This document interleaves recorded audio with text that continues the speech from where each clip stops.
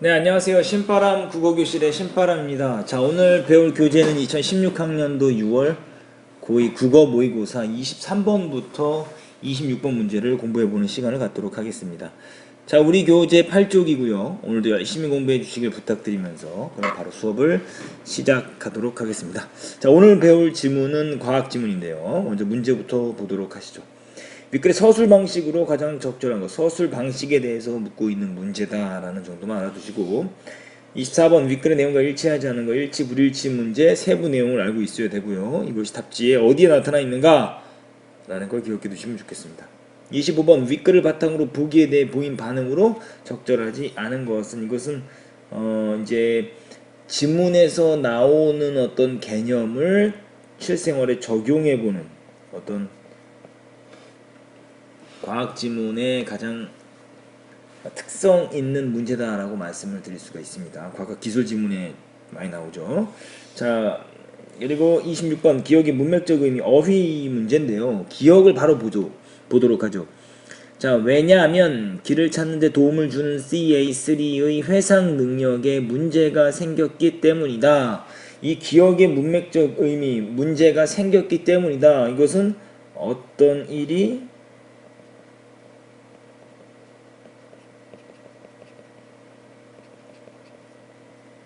발생하다 이런 의미예요. 어떤 일이 발생하다라는 의미입니다. 그럼 그것을 찾으면 되는데요. 보세요. 최선을 다하면 좋은 일이 발생할 것이다. 생길 것이다. 말 되죠? 정답은 1번이 되는 겁니다. 2번 보죠. 학교 주변에 새로운 문구점이 생겼다. 이제 새로 있게 되다 이런 의미니까 2번은 안 되고요. 새로 뽑힌 봉사부장은 듬직하게 생겼다. 이건 생김새에 대해서 이야기하는 거니까 안 되고요.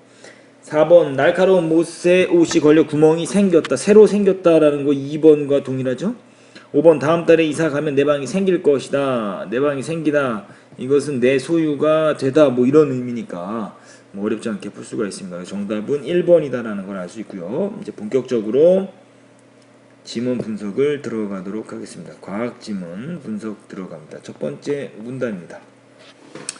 사람들 중에는 유독 길눈이 밝아 길을 잘 찾는 사람도 있는가 하면 여러 번 갔던 길도 잘 못 찾는 사람도 있다. 이처럼 사람들의 공간 지각 능력에 차이가 나는 이유는 무엇일까? 라고 물었어요. 이게 화제가 될 가능성이 있죠. 이렇기 때문이다 라는 게 화제가 되겠죠.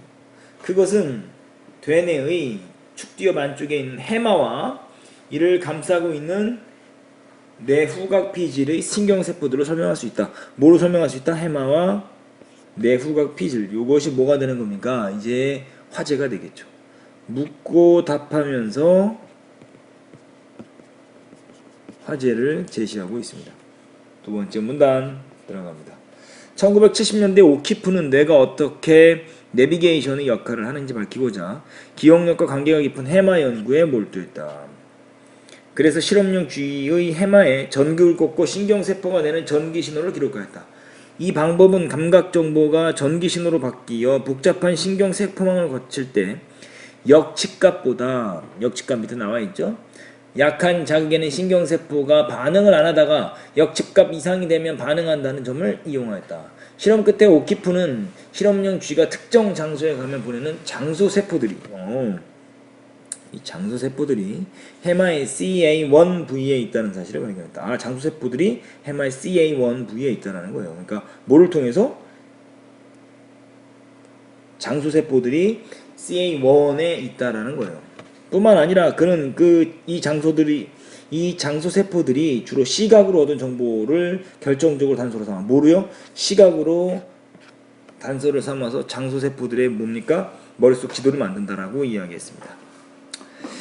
자, 해마는 기억을 단기간 저장하고 있다가 삭제하는 경우가 많지만 V표시 반복과 학습을 거치면 되뇌피질의 장기 기억으로 저장된다. 그러니까 해마에서는 원래 단기 저장하는 곳인데 반복과 학습을 거치면 되뇌피질의 장기 기억으로 저장되는데 뭐를 통해서 주로 시각을 통해서 저장된다라고 이야기하고 있습니다. 위치 정보가 장기 기억으로 저장되면 단서에 의존하지 않고도 길을 찾을 수 있다. 아, 장기 기억이 되면 단서가 없이도 기억할 수 있다는 거죠. 세 번째 문단. 한편 무의표시 오키프의 영향을 받은 모세르 부부는 주의 해마와 그 주변의 전극을 꽂고 실험을 하던 중 또 다른 신호를 내후각 피질에서 발견하였다. 여기서 내후각 피질 이제 여기는요. 첫 번째, 두 번째 문단에서는 이제 해마, 세 번째 문단에서는 내후각 피질 이야기합니다.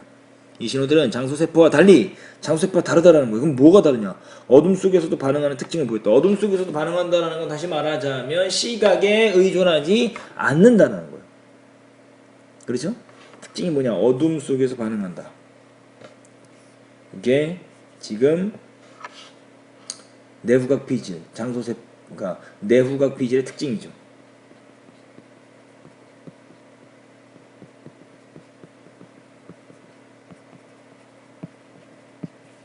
내후각 피질의 특징 1번. 자, 어둠 속에서 반응한다. 또 그 신호들은 일정한 간격을 두고 발견되었는데 이 지점들을 이어봤더니 바둑판과 같은 격자 위에 벌집 모양을 한 정육각형들로 나타났다. 일정한 간격을 두고 발견되고 바둑판과 같은 격자 위에 벌집 모양의 정육각형들로 나타났다.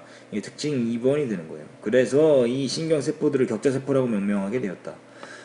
그러니까 해마에는 장소세포, 내후각 피질에는 격자세포가 있다는 거예요. 이 격자세포들로 인해 쥐가 지각하는 전체 공간에서 특정 좌표의 위상을 파악할 수 있을 뿐만 아니라 지표들 사이의 거리도 계산할 수 있음이 밝혀졌다. 네 번째 문단.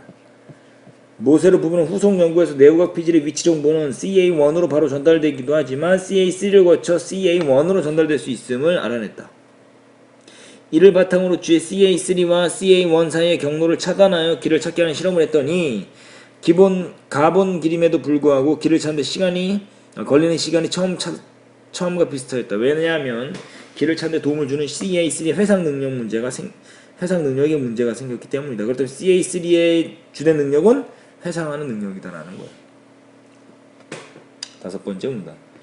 뇌 영상 기술의 발달과 함께 쥐에게서 발견된 장소세포와 격자세포가 인간에게도 있다는 것이 확인되었다.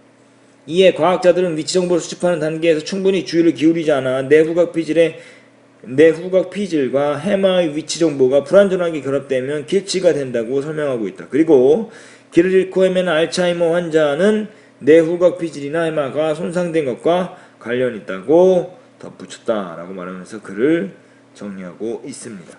자, 그럼 23번 문제 풀어보도록 하죠. 자, 윗글의 서술 방식, 논의된 내용을 종합해 새로운 문제 제기하는 거 없죠? 대상의 변천 과정 없습니다. 그 원인 규명도 없고요. 특정 용어를 활용하여 현상이 나타나는 원리를 설명하고 있다. 이거 정답이죠. 특정 용어 뭐가 있습니까? 뭐 장소, 세포, 격자 구조, CA1, CA3 뭐 이런 것들. 정답은 3번이다. 4번 뭐가 틀렸습니까? 대립하는 두 견해 소개. 이거 틀렸고요. 자, 묻고 답하는 형식 있죠? 첫 번째 문단이 있는데 통념이 짓는 오류를 지적하고 있다. 이게 틀렸어. 정답은 그래서 3번이다 라고 말씀드릴 수가 있습니다. 24번 윗글 내용과 일치하지 않는 것. 1번 대뇌의 측두엽 안쪽에 해마와 내후각 피질이 있다. 그래서 첫 번째 문단 네 번째 줄이 되겠죠. 자, 2번 신경세포는 역측값 이상으로 주어져야 자극에 반응한다. 두 번째 문단에 나왔었죠? 두 번째 문단 여섯 번째 줄에 역측값보다 약한 자극에는 신경세포가 반응을 안 하다가 역측값 이상이 되면 반응한다. 이렇게 이야기했으니까 2번 맞고요. 3번 모세르 부부는 위치를 인식하는 신경세포의 존재를 부정했다? 위치를 인식하는 신경세포의 존재를 부정했습니까? 아니요. 존재를 부정하지 않았어요. 위치를 인식하는 신경세포의 존재를 발견했다라는 거예요. 자, 그게 뭡니까? 두 번째 문단 밑에 세 번째 줄에 있죠? 정답은 3번이 틀렸다. 4번 어디 있습니까? 반복과 학습을 통해 위치 정보를 대뇌 피지에 저장할 수 있다. 두 번째 문단 밑에 세 번째 줄.